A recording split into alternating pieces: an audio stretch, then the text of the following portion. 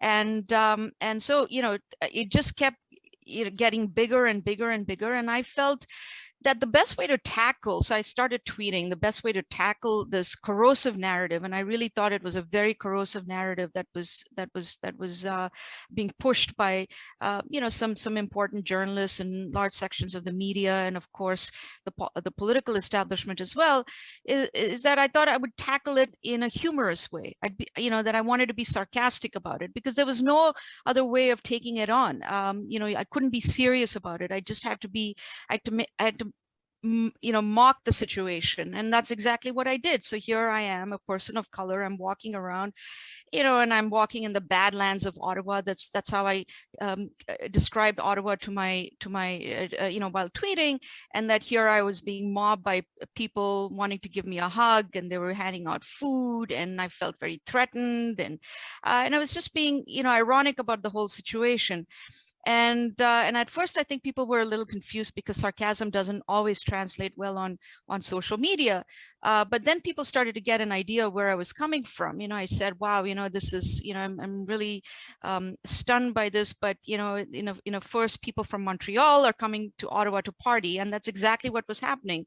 Ottawa became this destination to party, but at the same time, you were also protesting.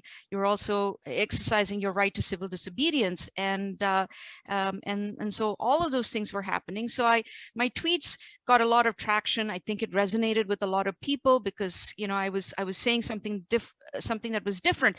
It felt like I was in an alternate reality from what was being reported on by large sections of the media.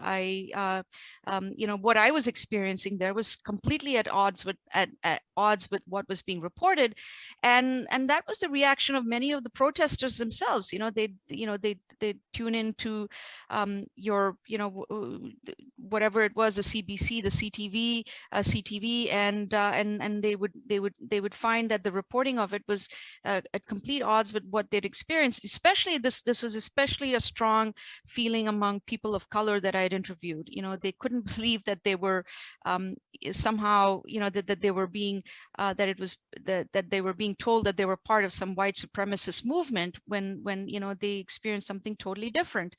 So I felt at that point, and I've tracked media propaganda for a very long time in various countries. I knew exactly what was going on here, and I knew that this, what was happening here was rather insidious, and I wanted to you know put a correction to it. And that's exactly, I think, what I did by tweeting about it. And then I was asked to write about it, and I'm glad I did, because I think that was an important contribution to what was being said out there. And it challenged that narrative, I think, in a substantial way. And I was happy to play my role in that. Well, good for you, and absolutely that piece that you wrote for Barry Weiss and her Substack was absolutely must read, essential reading for anyone